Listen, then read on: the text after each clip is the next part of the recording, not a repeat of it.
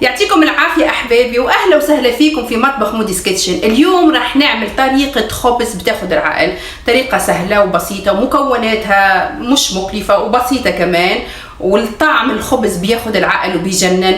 تابعوا انتم الوصفة للأخير وتابعوا ملاحظات مودي عشان تجيكم وصفة كتير طيبة وكتير زاكية، وكملوا الفيديو للأخير. أوكي يلا حبايب قلبي نبلش وصفتنا.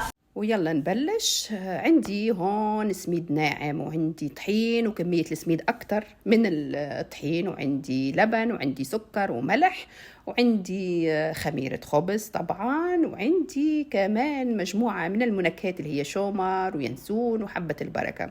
وصفة هاي تعلمتها من أمي الله يرحمها، سهلة وسريعة وكتير طيبة وكتير زاكية. كل المكونات حطوها مع بعض، ولا تفكروا ولا يعني تقولوا إنه الطريقة ما رح تنجح، لا رح تنجح الوصفة وتجيكم طيبة وكتير زاكية. الملح آخر إشي رح نحطه، لأنه إذا حطيناه مع الخميرة ما رح تتفاعل عنا الخميرة. ماشي، وخلينا نكمل وبدنا نبلش في عجن المكونات مع بعض. أنا رح تاخد تقريبا عجن بالماكينة تقريبا 8 دقايق. كنت بدي أحكي 8 ساعات 8 دقايق، بس إذا عجنتوها بإيديكم رح تاخد تقريبا 12 دقيقة هيك شي. فأنا دايما بحب حتى لو بعجنها بالماكينة بحب أرجع أعجن بإيدي عشان أحس بقوام العجينة، والعجينة يعني عندها سر يعني إذا مسكتوها بإيديكم. فبدنا نضيف المي تدريجيا، المي دافي، وكمية المي تقريبا يعني حسب نوع الطحين اللي عندكم. ماشي، فأنا رح أكتب لكم بصندوق الوصف قديش أخذت مني مي. ضفنا الملح بالأخير ونضلنا نعجن، ودايما في بداية العجن بيكون العجن بسرعة خفيفة، وبعدين بنزيد السرعة. ماشي، ومثل ما انتم شايفين دايما بحب اني اعجن بايدي شوي. فهاي بالنسبة إلي انا لما بتعامل مع العجينة بحس يعني اشي كتير حلو.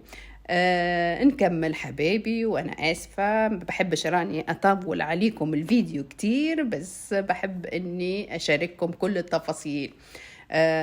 هلا رح نخلي العجينة ترتاح. هون دخنتها بشوية زيت، ورح احط شوية زيت على وش العجينة حتى ما تنشف معنا العجينة. انا رح تاخد يعني تقريبا يعني ساعة وربع، يعني حسب الجو المطبخ وحسب حرارة المطبخ، وهلا الدنيا شتاء تاخد ساعة وربع لساعة ونص. ماشي، فرح نخليها ترتاح ونكمل بقية الوصفة مع بعض، وتتبعوا الملاحظات مودي حتى تجيكم كل الوصفات زاكية وطيبة، والنتيجة بتكون 100% ناجحة.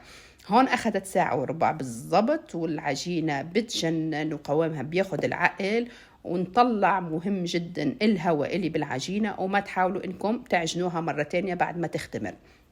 هون شكلناها كورات وبدنا نبلش نشتغل فيها. رح على سطح المطبخ طبعا. مثل ما انتم شايفين حبايبي، انا هون عملت العجينة يعني بالطول، فيكم تشكلوها مثل ما بدكم يعني دائرية او مثل ما انا عملت، فالخيار دايما بيرجع إلكم. اوكي، نكمل مع بعض. وصفتنا والله سريعة وسهلة، وللناس اللي بتحب المخبوزات زي أنا بعشق المخبوزات.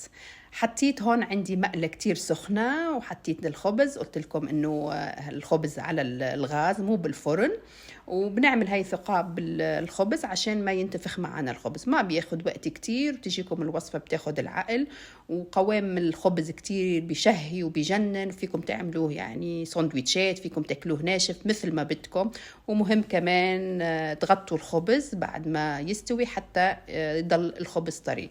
وصفة بتاخد العقل وبتجنن، وجربوها والله رح تحبوه هذا الخبز، خاصة بالشتاء وبأجواء البرد. المخبوزات زاكية بالبيت، فجربوا الوصفة واكتبوا لي، وآرائكم دايما بتهمني. وهيك حبايب قلبي بنكون خلصنا وصفتنا لليوم، طريقة الخبز على طريقة موديز كيتشن. جربوا الوصفة واعتمدوها، زاكية وطيبة وبتاخد العقل. خلاص، بفيديو جديد ووصفة جديدة. يلا باي.